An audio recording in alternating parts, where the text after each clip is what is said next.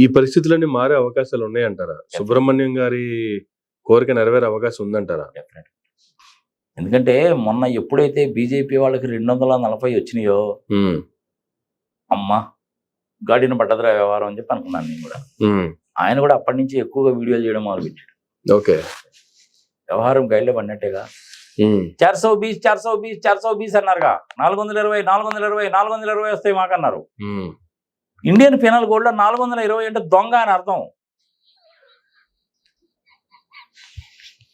చివరికి అది ఏమైంది? 420 కదా 240 అయింది. ఇంకో విచిత్రం ఏదో తెలిసిన 420 ఏప్రిల్ మంత్ 20వ తారీఖు హిట్లర్ పుట్టింది ఆ రోజే. ఏప్రిల్ మంత్ 20వ తారీఖు చంద్రబాబు నాయుడు పుట్టింది కూడా ఆ రోజే. చూసావా ఎట్లా రిలేషన్ ఉందా దీనికి? 420 అంటే 240 అయిపోయింది. అది 420 అంటే ఇంతకుముందు ఐపీసీలో దొంగ. సుబ్రహ్మణ్య స్వామి అనేది అదే. మోడీ దేశద్రోహి, చీటరు, లూటరు, తప్పుడు పనులు చేసేటువంటి వాళ్ళని ఎంట పెట్టుకుంటాడు, తప్పుడు పనులు చేస్తాడు, చైనా వాళ్ళకి లొంగిపోయాడు, ట్రంప్ ముందు తలదించుకుంటాడు. అది ఆయన చెప్పేది. నాకు కూడా నిజంగా కరెక్ట్ అయినా అనిపిస్తుంది అది. ఓకే, నువ్వు చెప్పే కదా, నేను 4 పదాలు కూడా చెప్పే కదా నేను, చీటరు, లూటరు, ఎట్సెట్రా ఎట్సెట్రా అని ఆయన అంటాడు. ఈయన మోడీ గారు బీజేపీ వాళ్ళు ఏమంటారు? దేశద్రోహి, అర్బన్ నక్సలైటు, టుకుడే గ్యాంగు, చోటే మోటే గ్యాంగు. ఇది పదజాలం. ఈ మధ్య నేను టీవీ డిబేట్స్కి వెళ్ళడం ఎందుకు మానేశానంటే ఈ బాధ మరాయించలేకే. ఓకే, పేపర్లు చింపేసుకోవడం, పెన్నులు ఇసిరేసుకోవడం, ఆ ఎదురుగా ఉన్న ఇసిరేసుకోవడము. మన టీవీ ఛానల్స్ అంత దరిద్రపు ఛానల్స్ పేపర్ల పెన్నులు ఎప్పుడు పోయినాయి సార్? చెప్పులు తీసి కొడుతుంటే పేపర్ల పెన్నుల దగ్గర ఆగిపోయారు. సార్ నాకు ఎంత భయం వేస్తుందంటే ఆడు పెన్ను కనుక ఇసిరేసి పొరపాటున కంటికి గుచ్చుకుందాం ఒక పరిస్థితి ఏంటి? అంతే కదా, అసలే ఇంపోర్టెడ్ బాడీ ఇది. అందుకని టీవీ ఛానల్స్కి వెళ్ళడం మానేశా. ఎప్పుడైతే TV5లో సాంబశివరావు గారు మీరేం చదువుకున్నారండి అంటే, నేను రీజనల్ ఇంజనీరింగ్ కాలేజీ వరంగల్లో 2006లో ఎంటెక్ ఎలక్ట్రానిక్స్లో స్పెషలైజేషన్ చేశాడు అన్నాడు. ఓరి నాయనో, ఈ యాంకర్లు ఇట్లా తగలబడ్డారా వీళ్ళ అమ్మ కొడుకులు గారని వెళ్ళడమే మానేశాను. ఇంక చంద్రబాబు నాయుడు అయితే నోటితోనే చెప్పాడు, TV9 ఎన్టీవీని చూడబాకండి అని. ఇంకేం చెప్తాను చెప్పు? ఆంధ్రప్రదేశ్లోనే కాదు, తెలంగాణలో కాదు, దేశంలోనే జర్నలిజం అనేది చచ్చిపోయింది. ప్రజాస్వామ్యాన్ని తగలబెట్టేశారు. ఇంకెంతకంటే నేను చెప్పలేను బాస్. కానీ బాగుపడదా అంటే ప్రతి దానికి కూడాను ఒక సొల్యూషన్ అంటూ ఉంటుంది. డెఫినెట్గా బాగుపడదు. యంగ్ పీపుల్లో ఎప్పుడైతే చైతన్యం వస్తుందో అప్పుడు గ్యారంటీ బాగుపడదు. Okay, every dog has its own day అంటారు కదబ్బా. మరి అంతే కదా, సింపుల్ యాజ్ దట్. ఏదో ఒకరోజు జరుగుద్ది అట్లా. ప్రపంచంలో యుద్ధాలన్నీ కూడా జరిగినాయా? స్వతంత్రం అలాగే వచ్చిందిగా.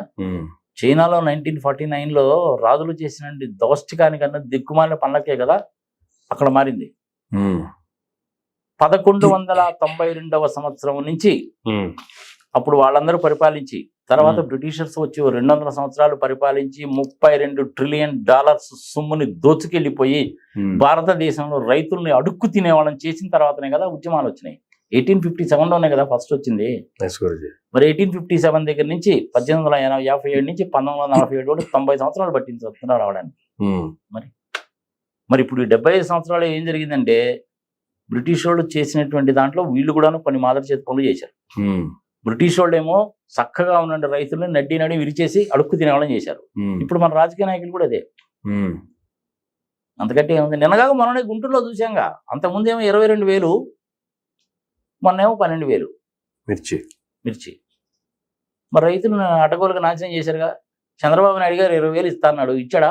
మిర్చిన రకంగా రోడ్ల మీద పోసి దాదాపు 1 దశాబ్దం అవుతుందేమో మేబీ. మరలా రోడ్ల మీద మిర్చి పారబోసి బ్రిటిష్ వాళ్ళు ఏదైతే పని చేసి రైతుల్ని నాశనం చేశారో ఈ రాజకీయ నాయకులు కూడా అదే చేస్తున్నారు. ఈ విధంగా చెయ్యకూడదు, ఇది తప్పు అనేసి సుబ్రహ్మణ్య స్వామి అంటున్నాడు.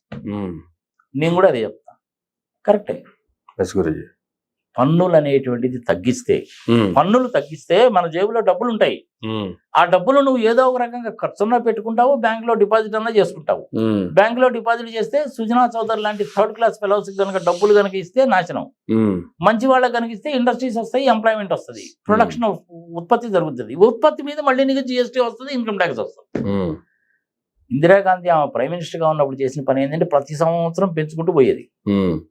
మన్మోహన్ సింగ్ గారు వచ్చిన తర్వాత ప్రతి సంవత్సరం తగ్గించుకుంటూ వచ్చాడు. దీనికి అడ్వైజ్ ఇచ్చింది ఎవరు అంటే సుబ్రహ్మణ్య స్వామి గారే. ఉమ్, ఆయనేమో బీజేపీలో ఉన్నాడు, కానీ మన్మోహన్ సింగ్కి పివి నరసింహారావు గారికి సలహా ఇచ్చాడు. ఉమ్, దేశం బాగుపడదా లేదా? అంతే కదా. కానీ మోడీ గారు ఇప్పుడు ఆయన బీజేపీయే, ఈయన బీజేపీయే, కానీ ఈయన మాట ఆయన ఎండవు. ఉమ్, ఆహా. ఉమ్, 3 లక్షల కోట్ల రూపాయల విలువ చేసేటువంటి వైజాగ్ స్టీల్ ప్లాంట్ 30,000 కోట్ల రూపాయలకి వేరే వాడికి ఇద్దామని చెప్పి ఆలోచిస్తున్నారంటే ఇది దేశ ద్రోహమా కాదా? ప్రజల విజ్ఞతకు వదిలేద్దాం. ఎస్ గురూజీ. సో ఇది చట్టాలకు సంబంధించినటువంటిది. ఇంకా సరే, వీటి పరిస్థితిలో ఉంటే అసలు వాజ్పేయి గారికి సుబ్రహ్మణ్య స్వామి గారికి ఉన్నటువంటి అనుబంధం.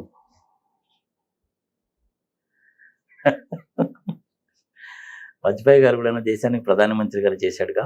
ఉమ్, పివి నరసింహారావు గారు ప్రధానమంత్రిగా ఉన్నప్పుడు యునైటెడ్ నేషన్స్ ఆర్గనైజేషన్ లో మాట్లాడడానికి కోసం అని చెప్పి వాజ్పేయి గారిని కూడా పంపించాడు. ఉమ్, వాజ్పేయి గారు యాక్చువల్ గా గ్వాలియర్ లో చదువుకుంటున్నాడు ఆయన. ఉమ్, సరే, ఒక కాశ్మీరీ బ్రాహ్మణ అమ్మాయితో తిరుగుతున్నాడు. ఉమ్, ఇది కూడా సుబ్రహ్మణ్య స్వామి గారు చెప్పింది బాబు, నేను చెప్పేది కాదు ఇది. ఓకే.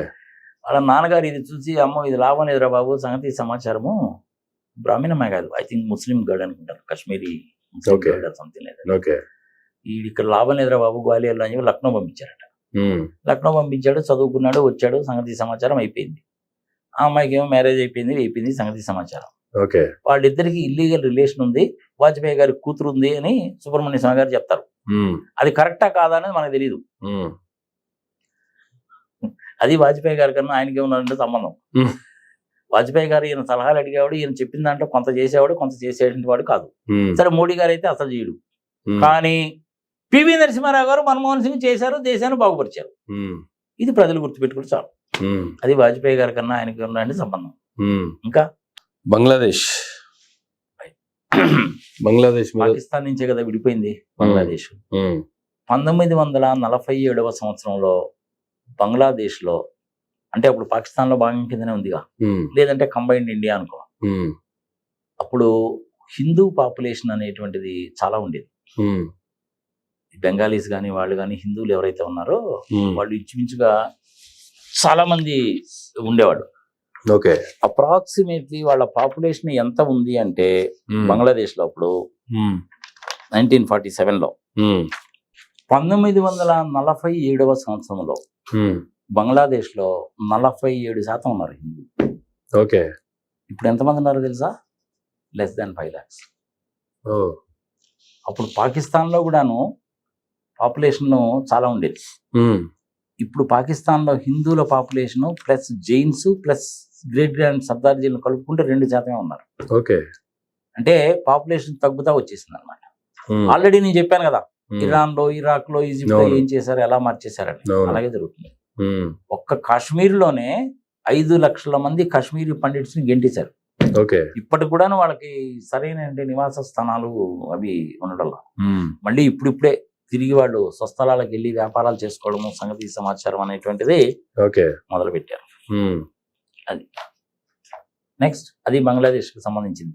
ఇజ్రాయిల్ పాపం ఇజ్రాయిల్, పాపం వాళ్ళు పాస్ చేసిన ఫస్ట్ రెజల్యూషన్, ఇజ్రాయిల్ అనేటువంటిది ఒక దేశం కింద ఏర్పడిన తర్వాత ఇజ్రాయిల్ వాళ్ళు ఫస్ట్ పాస్ చేసిన రెజల్యూషన్ ఏంటంటే, థ్యాంక్ యూ భారత్, ఉమ్, భారతీయులకి మేము ధన్యవాదాలు చెప్పుకుంటున్నాము అనేటువంటిది వాళ్ళు రాసిన ఫస్ట్ రెజల్యూషన్.